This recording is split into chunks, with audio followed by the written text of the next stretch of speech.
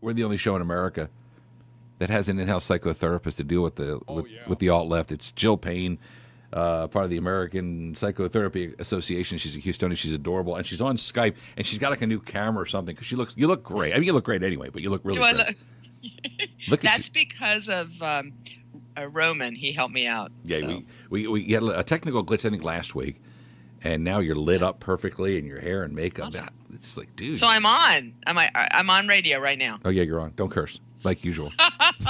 Well, because I'm really excited about his speech because you and I predicted he's going to be one of the greatest presidents, and so yesterday was no surprise, which is really funny because I listened to commentators after, and I listened to all the different stations, and one of the stations is saying that he is saying different things now and blah blah blah. He's not saying anything different, Sam. Build what a wall. He's doing, yeah.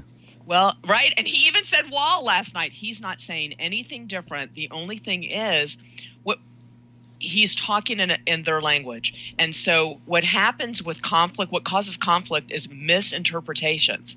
So what Trump is, he really is a brilliant negotiator because he learns from his mistakes. So he talks a certain way and it gets him business. If he talks that way and it doesn't get him business, then he thinks, how can I talk where it's going to get me business so these people will understand me? And that's what he did last night. So what he did was he changed his speech because he does do hyperboles, which he goes big cuts, very, very. Nothing is just very. It's very, very. Very, very. And right, he keeps repeating. So I wanted to talk about a couple of things. One, contact hypothesis, which really is what he did last night, and it's also going to cause something called misattribution. So all right, slow down here. Okay, contact what?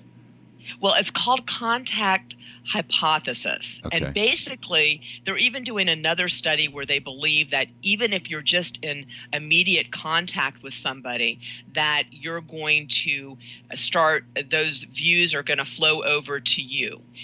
His theory is basically you need to do something called superordinate goals, which is sort of what he did last night when he got those ovations, standing ovations for the Owens. And also, I think he got one for the Meghan story. Mm-hmm. He got two for all of them that stood up. Of course, the dynamic one was the Owens. Widow, yeah. And so what I saw, and this is my analogy of him, he's such an artist. He's just like a conductor leading to a crescendo. If you watched the whole speech and saw it psychologically, you could see the buildup. And so even though the Democrats had to force themselves to sit down, because if you've ever been to a game and you do that Mexican wave, it's called a Mexican wave. Yeah. That's what it is.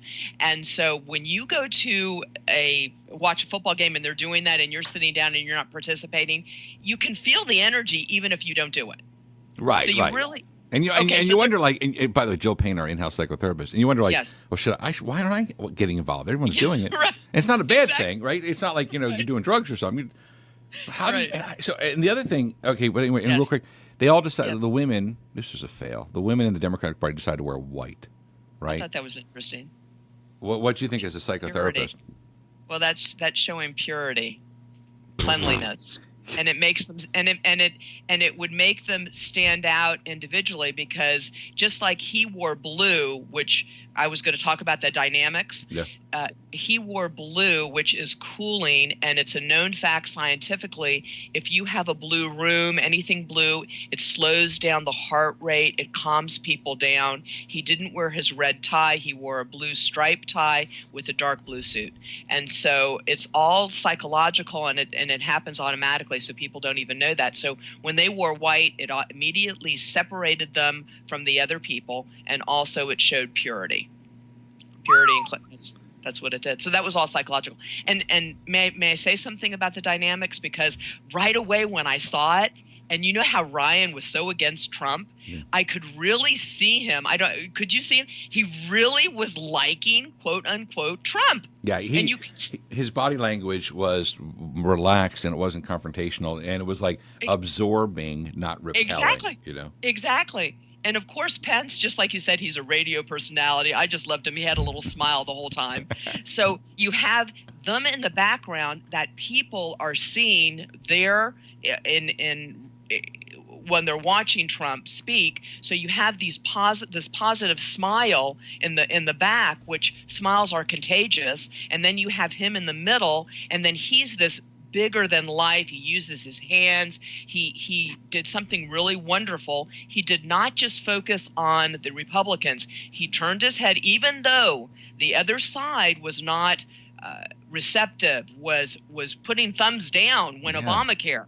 Okay, he didn't care. He just still treated them equally when he was speaking, which was a dynamic thing. And then I guess that's it. Besides the smiles and then the hands. That was the and when they hissed, like the losers on the Democratic Party, America is leaving you guys.